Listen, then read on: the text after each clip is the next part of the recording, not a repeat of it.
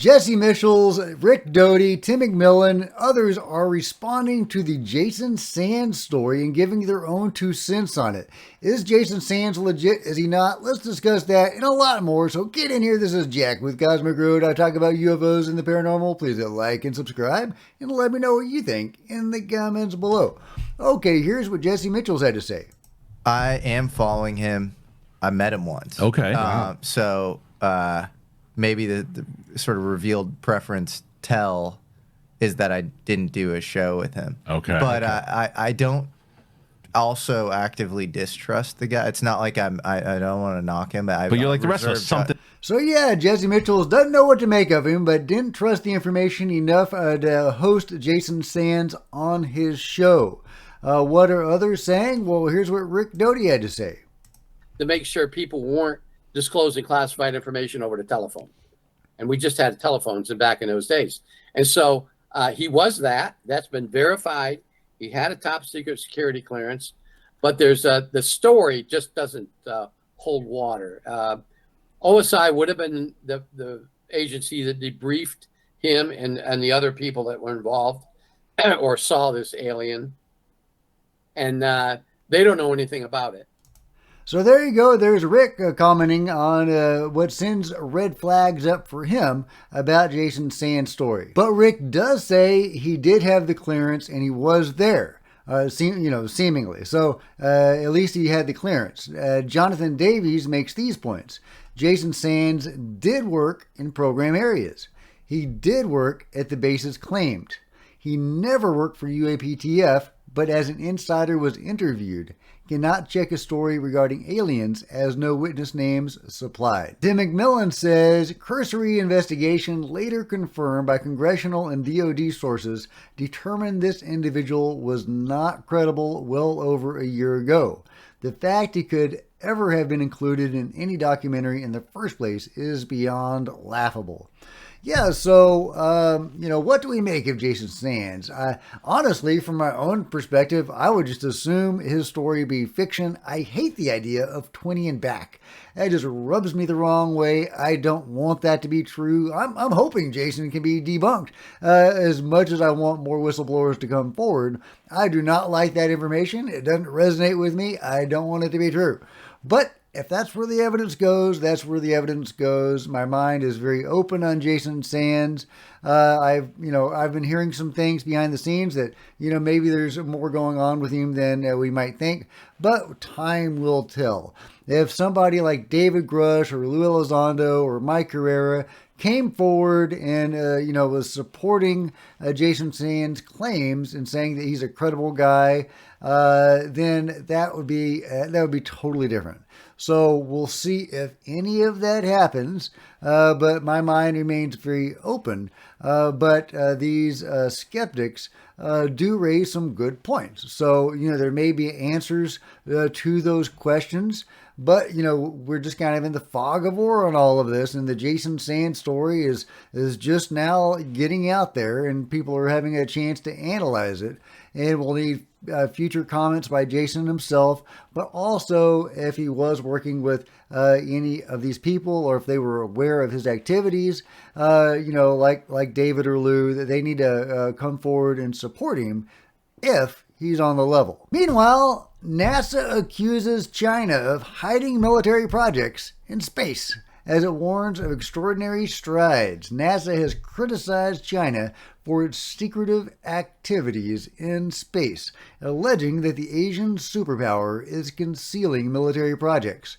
The U.S. agency's chief, Bill Nelson, explained to a U.S. budget committee the critical need for America to reach the moon ahead of China, with fears rising regarding the latter's alleged collaboration with Russia to establish a nuclear power base on the lunar surface.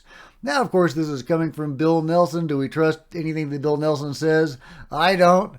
Is he using the threat narrative for the moon, weaponizing the moon? Or is this what's really happening? I certainly wouldn't put it past China or Russia. But is that what's really happening? We just don't know. Unfortunately, it's hard to trust the powers that be. So sometimes they're telling us real information. Sometimes they're not.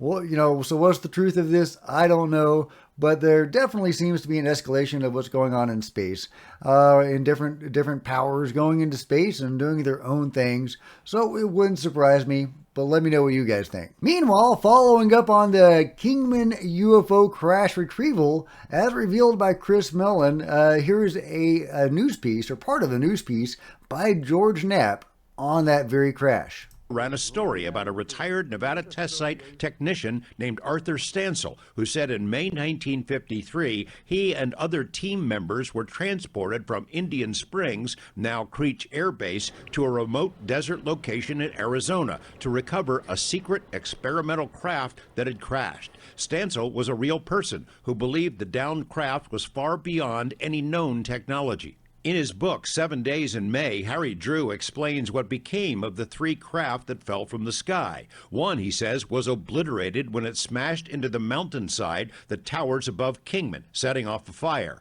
Another, resembling this artist's drawing, was found intact in a desert area miles outside of Kingman. And a third came down hard, clipped a rocky butte, then crashed adjacent to a small reservoir. Military security camped out around the site until the recovery team arrived and took the unknown craft back to a base in Nevada. According to Harry Drew and his investigations, this is the spot, the exact location where in May 1953 an unknown craft crashed to the earth after clipping that butte.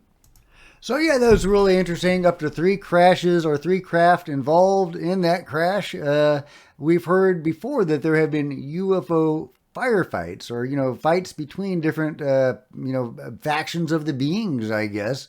And so could this have been the fallout from one of those battles or whatever they are, or is this something else altogether different, that 3 crashes just happened to happen at the same time?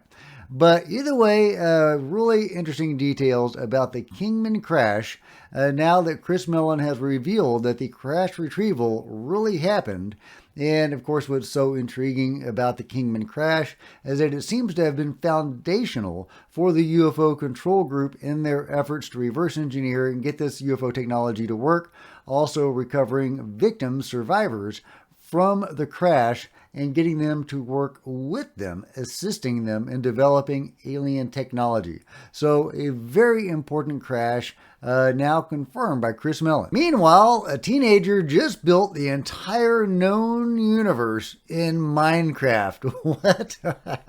How much time does this kid have on his hands? Wow, that is incredible.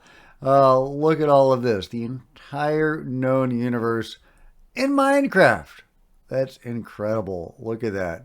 Look at that. Wow. Meanwhile, John Bell has a new UFO video for us of a UFO stopping like 9 times and shooting off. It's just a few seconds long, but check it out. See if you can stop all. Okay, there you go. It kind of stopped. Change the direction. Change the direction again. It stops. I don't know if I can make out 9 different distinct stops. Can you make out 9 distinct stops? I'll let it play without me messing with it. All right. Can you make out 9? It definitely pauses. It definitely pauses. It's just kind of darting all over the place. And then we repeat. Okay. But yeah, okay. I know it's going to be hard to make out with the compression and everything with YouTube. And it's hard to make out without the compression. But there is a craft darting around in the sky, changing direction, pausing and changing direction multiple times. And a great capture by John Bell. Meanwhile, Ross Coulthart tweets an important estimate of the situation from Bryce Zabel. I know what I'm about to say is going to be controversial to a number of people who study the UFO issue, says Bryce.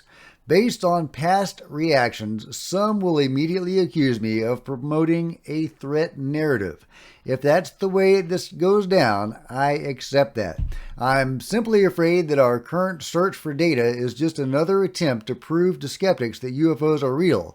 We know they are real, and we've known that for decades. It's time to move beyond that with at least some of our energy to try to find out who they are and why they're here. My bottom line, I'm worried. It's time to consider the UFO reality a national security threat and likely a global threat. And if it is not, then it is up to the governments of the world to share the photos, videos, data, studies, reports, witnesses, and other related evidence that prove it otherwise. Enough is enough.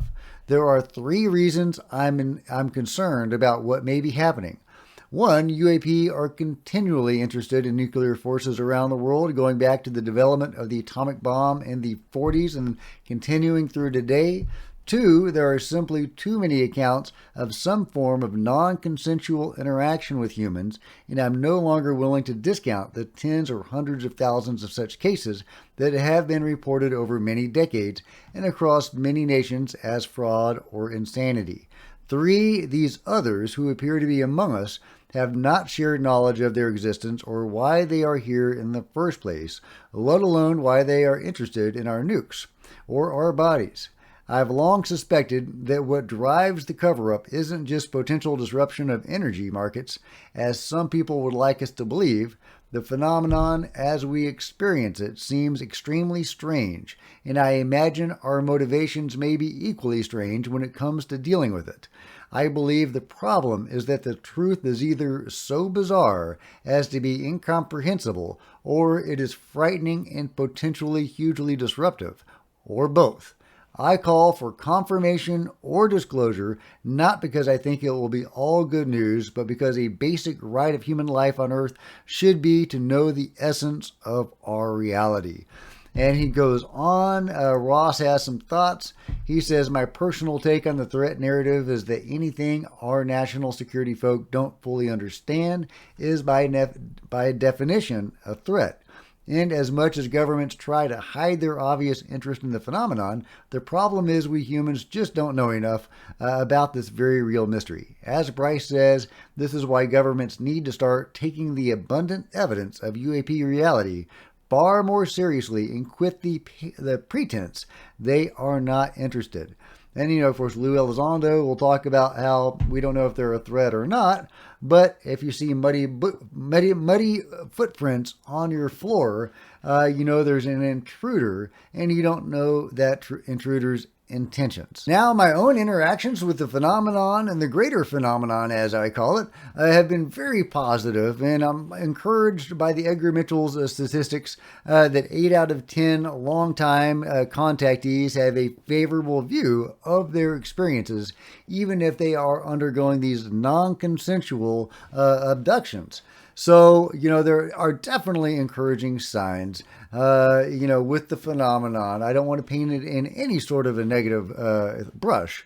However, like Lou says, you see the footprints on your floor, you don't know what the intentions are. And there do seem to be some negative actors in this space. And, we probably need to be aware of that and to take safeguards against that.